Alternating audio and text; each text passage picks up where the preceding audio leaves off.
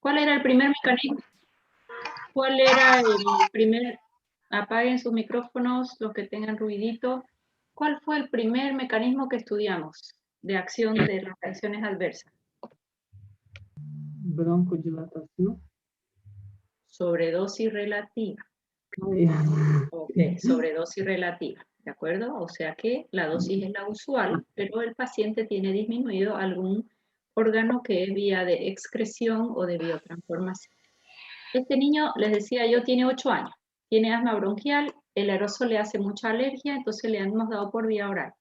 Si yo estoy hablando de dar un salbutamol, que era un agonista, adrenérgico, beta 2 mayor a beta 1, en vía oral, todos los órganos están expuestos a la acción del fármaco. Más que si lo doy en aerosol, que la acción va a ser tópica o local en árbol bronquial y muy poquito en sangre. Muy poquito. Acá no. Y hemos dicho que es un agonista beta 2, hace la broncodilatación, pero también beta 1. ¿Y qué hace un agonista beta 1 en el corazón? Vamos. Aumenta la frecuencia cardíaca, doctora. Ok, esa es la rama esperada, aumento de frecuencia cardíaca. Te pregunto al que me respondió, ¿será parte de la acción farmacológica? Esto está de la separado. ¿Sí o no? Es parte de la acción farmacológica si el fármaco es agonista, beta 2 y además beta 1, porque no hay un beta 2 puro. ¿Es parte de la acción farmacológica, sí o no? Sí, doctora, pero Claro, sí, punto. Porque beta 1 está en corazón y esa es la acción farmacológica. A eso le vamos a llamar efecto colateral. Eso es un efecto colateral. ¿Por qué? Porque ese efecto de taquicardia es propio de la acción farmacológica. No lo puedo separar de la acción farmacológica que yo quiero en bronquio. ¿Es un efecto indeseable? Sí, y no lo puedo separar, es parte de la acción farmacológica. A eso voy a llamar efecto colateral. Efecto colateral es reacción adversa, sí. A todas las vamos a englobar como reacción adversa, pero yo les voy a enseñar su estricta diferencia entre un efecto colateral y un efecto secundario. Todos son reacciones adversas no deseadas. ¿Ah? Bien. Ahí ya tengo el primero, sobredosis relativa, el segundo, efecto colateral. Vamos con otro ejemplo. Este paciente tiene una otitis. No, estoy compartiendo, ¿no? Es que sin querer apreté dejar de compartir. sí, doctora, está compartiendo. Ya, ¿ok? Este paciente tiene una otitis. La otitis normalmente está asociado a neumococo en todas las edades. Amoxicilina de 500 es un antibacteriano, una penicilina para gram positivo y también para algunos gram negativos. Entonces es excelente opción, que llega muy bien a tejido a nivel del octavo par. ¿Ok? ¿Qué RAM voy a esperar si doy un antibiótico tipo amoxicilina que es de amplio espectro, gram positivo y gram negativo y lo doy por vía oral? ¿Cuál es la reacción adversa más esperada? ¿El barrido de la flora, doctora? Perfecto, barrido de la flora normal intestinal y encima su acción es gram positivo y gram negativo, me hace bonito barrido de flora y puede dar diarrea en muchos pacientes, no en todos, ¿ok? RAM esperada, barrido de flora intestinal. Te pregunto a la que me respondió, ¿será parte de la acción farmacológica? No, eso es un RAM. Ya, es consecuencia de la acción farmacológica, porque la acción farmacológica es inhibir síntesis de pared celular de las bacterias, gram positivas y gram negativas. Pero al destruir estas bacterias, gram positivos y gram negativos, ¿qué consecuencia trae mi organismo? Barrido de flora, y un barrido de flora me hace una diarrea en muchos casos. Puede dar también otros efectos en barrido de flora que no sea diarrea, sí, una disbiosis, una hiperpermeabilidad intestinal, ¿de acuerdo? Entonces, fíjense que acá el efecto no deseado no depende directamente, sino es una consecuencia de la rama, es una consecuencia del fármaco. A eso le vamos a llamar, salir de acá, a eso le vamos a llamar efecto secundario. Es secundario a la acción del fármaco. Uno era secundario, el otro era colateral. En farmacología le vamos a llamar RAMS. Ya ustedes saben su diferencia exacta, pero lo usamos indistinto, efecto secundario o efecto colateral. A todas las vamos a resumir como RAMS, ¿de acuerdo? En este caso no es debido a la acción farmacológica, como era el caso de la taquicardia, era por acción farmacológica, ocupa receptor B1. Acá no, acá es consecuencia de la acción farmacológica. Bien, desde un punto de vista práctico en farmacología, es muy difícil distinguir si este es un efecto secundario o colateral. En términos generales lo vamos a usar como reacción adversa a los fármacos, pero ya saben sus diferencias. A ver, este paciente tiene 30 años. Este paciente está con salmonelosis. Su droga de lujo, primera línea, no por su toxicidad, sino por su especificidad y su efectividad, es el cloranfenicol. Cloranfenicol ustedes ni lo habrán visto, porque cloranfenicol hace mucho que cada vez se usa menos, pero como fármaco es fantástico. Muy liposoluble, atraviesa barrera hematoencefálica, se puede usar en meningitis, un espectro amplio, amplísimo, gran positivo, gran negativo. Entonces, este paciente con salmonela se está usando cloranfenicol. Hoy no es el primero en usarse. El primero en usarse es un cotrimoxazol, una quinolona fluorada, inclusive antes de un cloranfenicol. Pero si usara un cloranfenicol, ¿qué RAMS inusual yo puedo esperar? Por eso es que el cloranfenicol cada vez se usa menos. ¿Cuál es la RAM que lo caracteriza? Que no es en todos los pacientes y es de baja casuística y por eso cada vez la usamos menos. ¿Quién sabe algo de cloranfenicol? Una vez escuché, doctora, bueno, en algún momento escuché que el cloranfenicol lo están dejando de usar porque produce anemia. No cualquier anemia, anemia aplastica.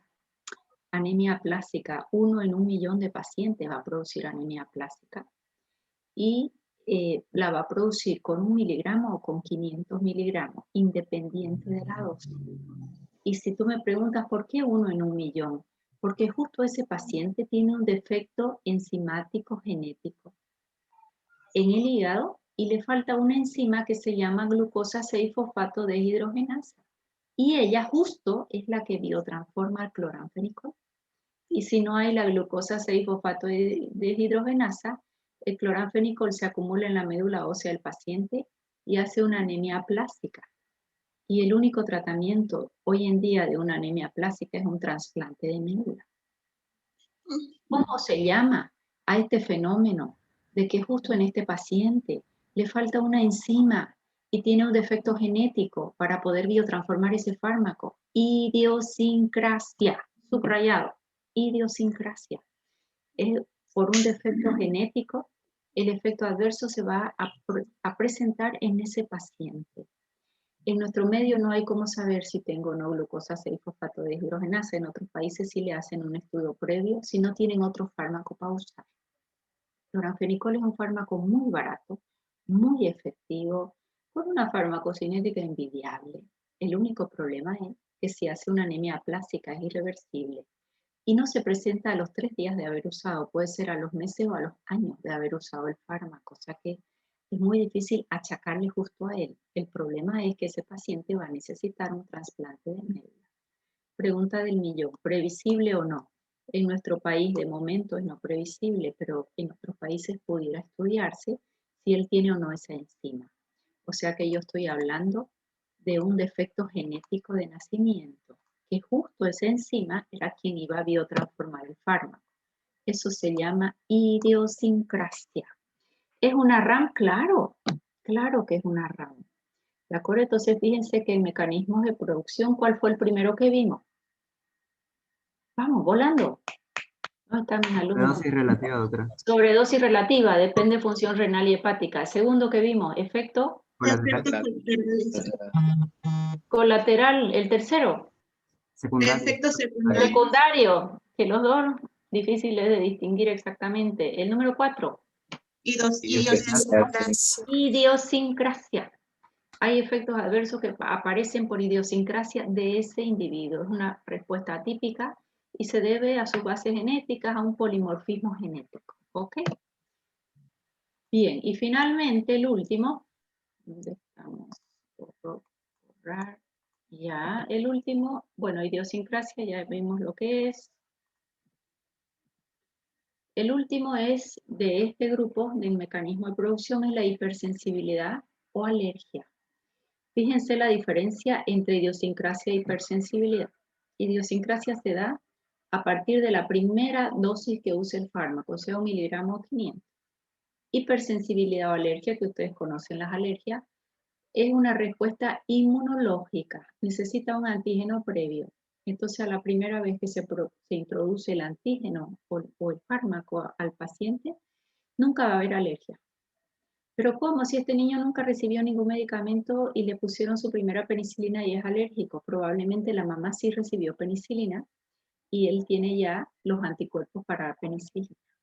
O sea que hipersensibilidad o alergia es una reacción de origen inmunológica, requiere el primer contacto previo. Al primer contacto nunca hay alergia. Primer contacto desarrolla formación de anticuerpos. Al segundo contacto, cuando ya hay anticuerpos, recién aparece la reacción de hipersensibilidad o alergia. Necesito un desencadenante, sí, y exposiciones previas a ese desencadenante. ¿Cuándo voy a hacer alergia? A partir de la segunda vez que me colocan la penicilina. Profesora, pero yo he visto pacientes que siempre usan penicilina y después de la 20ª vez recién hace alergia. ¿Eso es cierto? Sí, porque su título de anticuerpos fue en aumento. O sea que si te colocan penicilina por segunda vez y no hiciste alergia, no significa que no la puedas hacer más adelante. Ya ese concepto me interesa mucho. Pacientes que toman algún fármaco y después hacen alergia, sí, ya vamos a ver. Cuando hablo de alergia, no está relacionada con la dosis. El que va a hacer alergia a penicilina va a ser con 1 miligramo o con 1000 miligramos de penicilina. Mayor intensidad con mayor cantidad. Y la vamos a clasificar esa hipersensibilidad o alergia en 4 grupos, porque ellas no aparecen siempre de la misma forma. Pueden ser inmediatas. Sí. Fíjense que cuando nos vacunan, bueno, ustedes creo que no han recibido todavía la vacuna de COVID. A todos los pacientes capaz han ayudado en la campaña, los dejan sentados, les ponen sillas con distanciamiento social, físico, no social, y los van mirando por lo menos 30 minutos, que es la mayor probabilidad que aparezca un shock anafiláctico. El shock anafiláctico es muy rápido, generalmente. Por lo menos 20 minutos tienen que estar ahí sentaditos y los vamos mirando. Es de una reacción inmediata. Ella está mediada por las inmunoglobulinas E, que ahora las vamos a ver, pero hay otras tardías, no son inmediatas y pueden aparecer horas después, días después o semanas después, y uno no lo relaciona con el fármaco. Estamos acostumbrados a que la alergia es yo como algo y aparece la alergia, más eso no siempre es así. La alergia tiene, o hipersensibilidad, 4 formas de manifestarse y las vamos a ver ahora.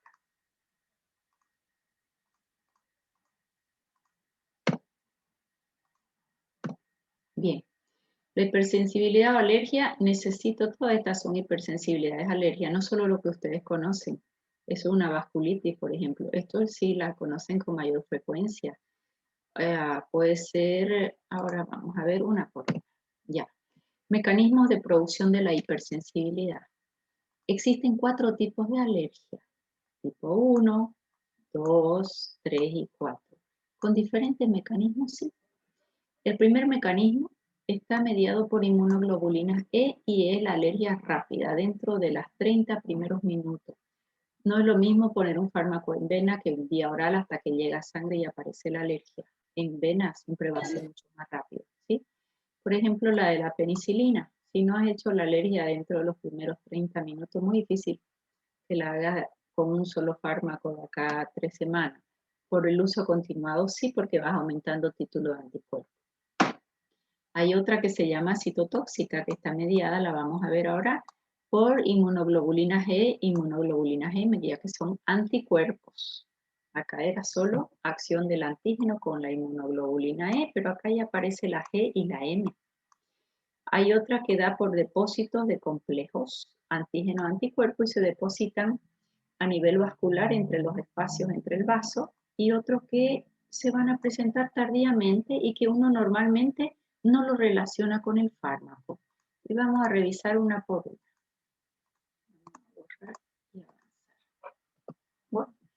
La tipo 1, estas alergias son las más usuales, las de acción rápida. Se presentan en un 10% de los pacientes, muy frecuente con antibióticos. ¿Cuáles son los antibióticos que producen mayor probabilidad de alergia? Los más alergizantes, que se los evita a veces en pacientes asmáticos que ya tienen su IgE alta. ¿Cuáles son los antibióticos más alergizantes? Beta-lactámico. Penicilina. Penicilina, probablemente el anillo beta-lactámico de la penicilina. ¿Ok? Y si es alérgico a penicilina, probablemente, muy bien, Erika, probablemente su alternativa son los macrólidos. En alérgico a penicilina, en macrólidos estoy hablando de eritromicina, claritromicina, citromicina. La reacción está mediada por inmunoglobulina G y cómo se manifiesta, desde un leve rash hasta un shock anafiláctico. Esa anafilaxia puede ser con o sin urticaria, hipotensión, prurito, ya estoy hablando de un shock anafiláctico, un angioedema, dificultad para respirar. O sea que la tipo 1, que es la más frecuente, que es la de acción rápida, está mediada por la IgE y se manifiesta desde un rash. Ay, mira, me pica todo el cuerpo, parece que lo que comí me dio alergia, o que lo que tomé un antialérgico y pasó. Más en otro paciente puede hacer una anafilaxia como un shock anafiláctico, ¿de acuerdo? Esta penicilina probablemente son las de mayor amoxicilina, podría ser, doctora. Amoxicilina es una penicilina. Las penicilinas naturales es la G, sódica, potásica, benzatínica y procaínica. Semisintéticas con el mismo núcleo betalactámico, que a veces la alergia es al núcleo al anillo betalactámico, está ampiamoxi. Dentro de otro grupo también de penicilina, cloxa, dicloxa, flucloxa, y otro grupo las antisebomona, ticarcilina, carbenicilina. Todas tienen anillo beta-lactámico. Si la alergia es al beta-lactámico, a todas las penicilinas ni una debe recibir. Ojo, la cefalosporina también tienen anillo beta-lactámico, pero también otro anillo cefalosporánico se llama. Si la alergia es al beta-lactámico, tampoco puede recibir cefalosporina. ¿Ya? O sea que ahí hay que ver exactamente si la alergia es al anillo beta-lactámico. Bien, esta es la hipersensibilidad tipo 1, es la que más conocemos, desde un rash, esto fíjense, es un rash o unas erupciones maculopapulosas. Esto lo he visto en muchos pacientes, por ahí les iba a buscar las fotos recientes de una paciente. Mire, doctora, soy Angelina Jolie, solo ahí, ¿cuál es el riesgo? Que me haga un edema de glotis. Esta niña lo hizo a la nuez, la última paciente que me mandó su fotito, que está de viaje, se fue a vacunar, y está tal cual, ¿no? Entonces, esa es una alergia tipo 1. ¿Quién es el mediador? Inmunoglobulina G. ¿Y cómo se produce eso? Si acuerdan fisiología, este es un mastocito. El mastocito en su interior tiene todas vesículas preformadas de histamina. Luego viene el antígeno por primera vez, comió nuez por primera vez y no le pasó nada. Pero el cuerpo ya formó anticuerpos, que son las inmunoglobulinas E. Y rodea todo el mastocito mucha cantidad de inmunoglobulinas E. Y en su interior tienen a esta histamina. Pero está todo en paz y tranquilidad, y la histamina está adentro.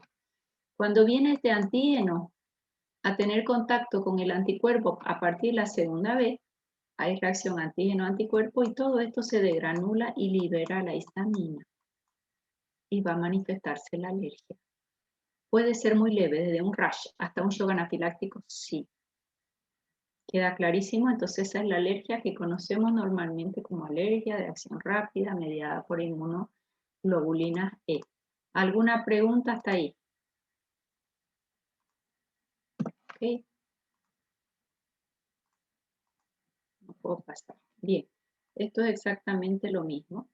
Todo este es el mastocito, ahí está la inmunoglobulina E, este de aquí es el antígeno, que puede ser el medicamento que entró por segunda vez o un alimento, y esto libera todo lo que hay adentro del mastocito: histamina, prostaglandina, leucotrieno, factor de agregación de plaquetas, proteasa, hace la vasodilatación en bronquio, broncoconstricción, hace todo el cuadro aparatoso que puede ser leve o puede ser muy severo, desde una urticaria hasta una anafilaxia o un asma bronquial. Está clarísimo este mecanismo de producción. Muy bien, ahí está la manifestación. Puede ser muy sencillo o puede ser hasta un edema de glotis o una inflamación extrema de la lengua, lo he visto, es terrible, o un edema de glotis. Muy bien. Esa es un tipo de hipersensibilidad, la tipo 1. A la tipo 2 le vamos a llamar citotóxica. ¿Cómo se produce? Ok, esto se va a producir porque esta célula, estos antígenos ingresan. Ese es quien va, es el fármaco que va a ir a desarrollar este tipo de alergia, da lugar a la formación de inmunoglobulina, ya no las IgE, que siempre que decimos alergia, yo lo puedo ver en el hemograma, las IgE, y salen altas en los asmáticos alérgicos, ¿verdad? Pero no es el único mecanismo. En este caso, aumentan las IgG. Aumentan IgM o IgG, se unen al complemento, ellos dos interactúan con este antígeno, interactúan complemento, anticuerpo y antígeno, y eso hace sustancias citotóxicas que me destruyen las células. Se forman estos complejos, inmunocomplejos, que hacen destrucción de células. ¿Y a quién la destruyen? Elementos formes de la sangre, glóbulos rojos, glóbulos blancos y plaquetas. O sea que hay fármacos que su reacción de hipersensibilidad es hacer anemia, leucopenia, neutropenia, plaquetopenia, claro. Es una reacción de hipersensibilidad que normalmente no la relacionamos como que es hipersensibilidad. Por ejemplo, la sulfamida, la alfa-metildopa es un, ¿qué se llama? Es un antihipertensivo de acción central. Es un antihipertensivo de acción central. Aldomet es su nombre más usual comercial.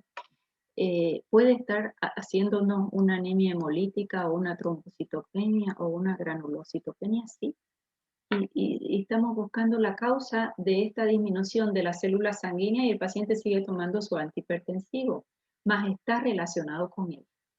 ¿De acuerdo? O sea que nunca descarten cuando vean disminución de cualquiera de los elementos formes de la sangre.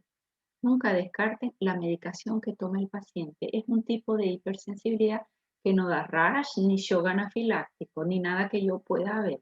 Simplemente disminuyen elementos formes de la sangre y se da mucho en pacientes con medicación crónica. Por ejemplo, la alfa-metildopa, si le controla bien presión, es un fármaco que lo va a usar de muy largo plazo. ¿De acuerdo? ¿Quedó clarísimo esto? Entonces, las alergias no solo es la hipersensibilidad de lo que yo veo, un rash, sino que también puede ser la tipo 2, relacionado con los elementos formes de la sangre, por acción de, esta es una tipo 2, por ejemplo, esto es una púrpura trombocitopénica. Muchas veces el paciente hace su púrpura trombocitopénica y nadie relaciona con el fármaco. La hidroclorotiazida es un diurético muy usado, usadísimo, porque no es ni de baja efectividad ni de muy alta, es de mediana. Entonces va eliminando orina, va controlando presión y lo uso de largo plazo, una insuficiencia cardíaca, por ejemplo. Y puede hacer una púrpura trombocitopénica con todo derecho, reacción de hipersensibilidad o alergia. Bien, tipo 3. En este caso también se van a formar inmunocomplejos. Esos inmunocomplejos, fíjense que esos son los antígenos, anticuerpos y complementos. ¿Dónde van a ubicarse? Esos van a ubicarse justo en los espacios que hay entre las células endoteliales del vaso. Se colocan ahí y lo destruyen. Son todas las llamadas vasculitis. Por ejemplo, hidroclorotiazida, que recién lo mencionaba, nos puede dar lupus. Estos son reacciones inmunológicas que te van a terminar desarrollando un lupus, pero de origen medicamentoso. ¿De acuerdo? O sea que es una reacción de alergia tipo 3. ¿Qué es lo que tengo acá? Se depositan los inmunocomplejos, ocasionando una agregación de plaquetas, se activan los fagocitos, se activa el complemento. Y todos esos inmunocomplejos se van ubicando y destruyendo estos espacios que hay en el intravascular, en las células que están revistiendo los vasos. Y ahí empiezan a darnos todas estas vasculitis, el lupus eritematoso, enfermedad del suero, fenómeno de Arthus. O sea que son patologías de origen inmunológico por hipersensibilidad o alergia. ¿Qué tengo que hacer? Retirar el fármaco. Y generalmente no lo relacionan con los fármacos. ¿Son reacciones de hipersensibilidad? Sí. Entonces, toda vez que tu paciente ya tenga su diagnóstico, toda vez revisen toda la medicación que viene tomando. Probablemente sea desencadenada por una reacción de hipersensibilidad o alergia, tipo 3. Y la última, que es la hipersensibilidad o alergia, esta es la tipo 3 todavía, ¿ya? Esa tipo 1, tipo 2, tipo 3 y tipo 4 es la clasificación de Combs y Hell, así se llama el que las clasificó de esta manera, la hipersensibilidad. ¿No ves? La primera era la mediada por inmunoglobulina E, la segunda, la G y las M, solo a los elementos formes de la sangre. La tercera era inmunocomplejo contra los elementos de endotelio vascular y ahorita vemos la última, ¿sí? Entonces, fíjense cómo este complejo antígenos, anticuerpos y complementos va a destruir la célula en las separaciones a nivel de endotelio vascular, dándonos ese tipo de reacciones autoinmunológicas.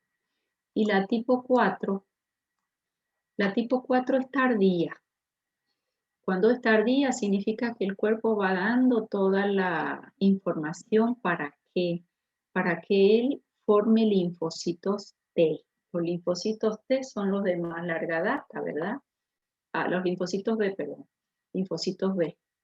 El antígeno va a dar lugar a que se me vayan activando estos linfocitos T. Los linfocitos T provocan linfoquina inflamatoria, activan macrófago y ellos van a terminar desarrollando a los linfocitos B para hacer todos esos anticuerpos.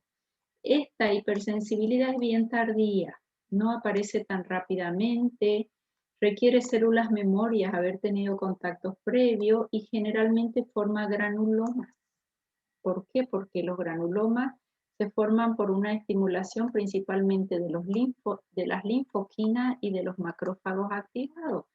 En ese caso tenemos una dermatitis de contacto, ¿ya?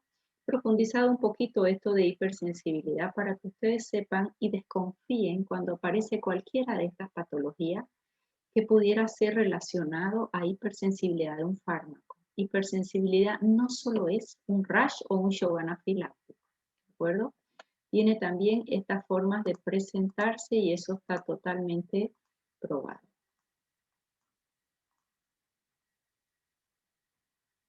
Bien. La hipersensibilidad tipo 4, esta última formada más tardía y por inmunocomplejo, tiene diferentes mecanismos intrínsecos de presentarse, ya no vamos a entrar en ese detalle, ¿ya? ¿Cuáles son las reacciones alérgicas más usuales en los antibacterianos? Es la pregunta que yo les hacía hace rato. Fíjense que los beta-lactámicos son los que tienen mayor porcentaje o incidencia de reacciones adversas. Cuando hablamos aquí de reacciones adversas es desde rash hasta shock anafiláctico, que es lo más estudiado. Esas otras tres que se las he mencionado, mecanismos de producción, son las menos estudiadas. Luego vienen los AINES, aspirina, por ejemplo. Este paciente es alérgico a los AINES. Ni aspirina, ni ibuprofeno, ni diclofenaco, pero sí paracetamol, porque su núcleo y su mecanismo difiere bastante. Al paracetamol lo metemos en clasificación de AINES, pero no llega a ser exactamente una AINES. Son grupos de paraminofenoles que a formas didácticas lo introducimos allí. Pirazolona, la pirazolona es una de las formas de AINES. Luego, hasta ahí era beta-lactámico. Estos ya son otros fármacos, anestésicos locales, quinolonas y sulfa. Pero quien se lleva la flor para mí son los beta-lactámicos, que son las penicilinas y cefalosporinas, y los fármacos AINES, analgésicos, antiinflamatorios, no esteroides. Bien, hasta ahí hemos visto mecanismos, clasificación de la RAM por mecanismo de acción. Eran 5, ¿cuál era el primero? Rápido. Sobredosis relativa, doctora. Luego, efecto Colateral. Colateral. Secundario. ¿Qué más era reacción adversa? Idiosincrasia. Idiosincrasia. Y finalmente, hipersensibilidad o alergia. ¿Cuántos mecanismos hay de hipersensibilidad o alergia? 4. 4. ¿Cuál es rápida? Por La el primera. número 1. Uno. Tipo 1. ¿Mediada por quién? IgE. Mediada.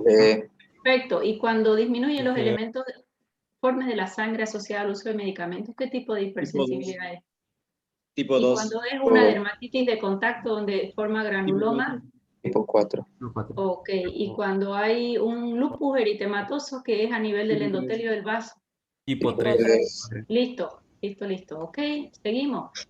Otra forma de clasificar las RAMS, esta es interesante. Le vamos a llamar reacciones tipo A, B, C, D, E, F. Vamos a ver por qué. En inglés, en realidad. ¿Qué es una reacción tipo A? A significa, en inglés, esta palabra aumentado. O sea que, ¿vieron esos pacientes donde vos lees el prospecto y te dice que este antiparasitario puede dar náusea, vómito, diarrea, dolor de cabeza, vértigo, mareo? 10 efectos adversos y los 10 se producen en ese paciente. Esa es una reacción adversa tipo A. ¿Qué son? Son sus efectos farmacológicos aumentados a dosis habituales.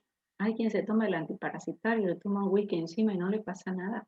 Pero hay quien se toma el mismo antiparasitario y aparecen todos los efectos adversos sin que se los hayas dicho, digamos. Se llama con mareo, náusea, diarrea, tal, te comenta el paciente. Eso es una reacción adversa tipo A. Sus efectos farmacológicos aumentados. A mí me gusta llamar eso como una hipersusceptibilidad genética, como que ese paciente magnifica los efectos farmacológicos, su genética es así. Yo tengo una paciente que el primer día que vino a la consulta me dijo, doctora, no sé qué me va a recetar, ya yo la atendí, pero yo quiero decirle algo. A mí me dan un poquito de alprazolam muy pequeño y voy a dormir 3 días. Me dan un fármaco y siempre yo tomo un cuartito porque todo se magnifica. Y es verdad, son pacientes hipersusceptibles, le llamo yo, porque en algún libro lo leí alguna vez, que lo clasifica como no hipersensibilidad o alergia, hipersusceptibilidad. Con baja dosis ellos magnifican. Hay personas que si se toman una copita de vino, es como haberse tomado 2 botellas y la resaca y esa sensación del alcohol les dura 2 días. Se llaman acetiladores lentos y eso es real. ¿A qué es acetilador? Hay una enzima que son las acetilasas en el hígado que ellas biotransforman justo a ese fármaco. Y ellos, lento significa que tienen su acción lenta y muy baja cantidad. Entonces ese fármaco es biotransformado o el alcohol muy lentamente y el efecto dura mucho más. Probablemente está relacionado con su sistema enzimático que en la clasificación anterior pudiéramos un poco meterlo como una idiosincrasia, porque no es usual que te tomes una sola copita de vino y que te dure 2 días la resaca, ¿cierto? Yo tengo un profesor en medicina regenerativa que siempre le hacíamos, cuando hacíamos los congresos o venían a las clases, una grado, una cena, doctor, una copita de vino. No, dice, yo soy un acetilador lento, yo me llego a tomar esa copa de vino y me tienen 2 días con resaca y muy comprobado genéticamente, ¿no? Entonces, fíjense ustedes que es una reacción tipo A. El efecto farmacológico habitual es exagerado. Y con 0,5 miligramos te va a provocar un alprazolam, un poquito de somnolencia, sedación, este se va a dormir 2 días. Acuérdense que las benzodiazepinas tenían 5 efectos farmacológicos, dosis dependientes, ¿ya? Entonces, en estos pacientes que tienen aumentado el efecto farmacológico, también tienen aumentados los efectos adversos. Llámele colateral, habrá que tener precaución si toma otro medicamento. Significa que el 75% de las reacciones adversas a los medicamentos probablemente estén relacionadas con las dosis, probablemente. Esas son las reacciones tipo A. A aumentado, efectos farmacológicos y efectos adversos. En esos pacientes está un poco aumentado de lo usual. Reacciones adversas tipo B. Bizarre significa errado. O sea que estos tienen como una falla genética, que es una idiosincrasia, motivo por el cual se va a producir por un polimorfismo genético la reacción adversa. Estas reacciones son las menos, probablemente menos del 25%, independiente de la dosis, de baja dosis o mucha dosis. Si el paciente te va a hacer una anemia plástica, que es una idiosincrasia, te lo va a hacer. Dice un organismo con algún sistema enzimático errado, ahí entran las intolerancias y también las alergias. En la alergia es autoinmune, ¿verdad? O es inmunológica. Primero tiene que entrar un antígeno, se hace un anticuerpo y de ahí hay una reacción antígeno-anticuerpo. Son impredecibles, sí, y son difíciles de evitar, sí. Ese tema de las alergias ya lo vamos a tocar en penicilina, no es siempre que coloques un poco del fármaco puedes detectar que pudiera haber una alergia, porque muchas veces se forma ahí una reacción, pero ¿por qué es tan ácida la penicilina? Que una vía intradérmica no es la ideal para colocarlo y el organismo reacciona y va a provocar enrojecimiento. O si realmente es alérgico, con esa pequeña dosis pudieras hacer un shock anafiláctico. Bien, esa es la tipo B. La tipo, bueno, esta tipo B puede ser inmunológica o no inmunológica, ¿verdad? Inmunológicas son lo que hemos visto como hipersensibilidad o alergia y no inmunológica, un defecto genético como una idiosincrasia. Tipo C, crónica, significa que la reacción adversa aparece, pero por el uso crónico del fármaco. ¿De acuerdo? O sea que el uso crónico de un fármaco pudiera estar relacionado con un efecto adverso. Si yo voy a usar un corticoide, lo voy a usar 5 días, una prednisona, porque el paciente te está desarrollando mucha inflamación por un COVID, voy a usar 5 días. Es diferente a que yo utilice esa prednisona como inmunosupresor para un paciente trasplantado por un largo tiempo, donde el uso crónico sí me va a provocar un síndrome de Cushing, me puede llevar a hipertensión, me puede hacer hiperglicemia, puede ser adelgazamiento de la piel, puede hacer osteoporosis, puede hacer gastritis, puede disminuir o aumentar la coagulación porque ahí el efecto es un poquito diferente en algunos pacientes.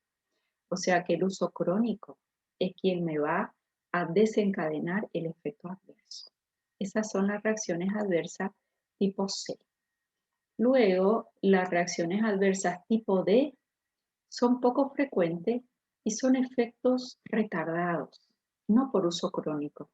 Yo usé el fármaco ahora, por ejemplo, ese estudio que hay de las mamás que utilizaron anticonceptivos por vía oral con etilvestrol y sus hijas, cuando ellas embarazaron y dejaron de tomar los anticonceptivos y se embarazaron, las hijas de esas pacientes hicieron cáncer de útero. O sea que es un efecto muy retardado. Las mamás tomaron los anticonceptivos, dejaron de tomar, embarazaron y producto de la gestación, sexo femenino, hace un cáncer de útero. Como que hay una modulación genética en la paciente que se transmite a su generación. Esos son los D o retardados. Luego los E es por, tengo menos de un minuto. Esto lo voy a repetir un poquito en la otra clase. Me falta muy poquito para terminar reacciones adversas. La siguiente clase voy a hacer farmacocinética, todos los mecanismos de absorción y después distribución. Una clase más y ya terminamos farmacocinética para hacer sistema nervioso autónomo. Los cursos presenciales de práctica está descartadísimo. Entonces la propuesta es que los días jueves hacemos la clase de 10 a 11:30 y de 11:30 para adelante nos quedamos todos haciendo la práctica. ¿De acuerdo? Esa es mi propuesta para no tener que trabajar todo el martes a la tarde. Como es por esta vía, podemos trabajar todos juntos de 11:30 a 1 el día jueves. Normalmente yo lo voy haciendo teórico práctico, ¿no? Pero tenemos ahorita formas farmacéuticas para discutir y accionar.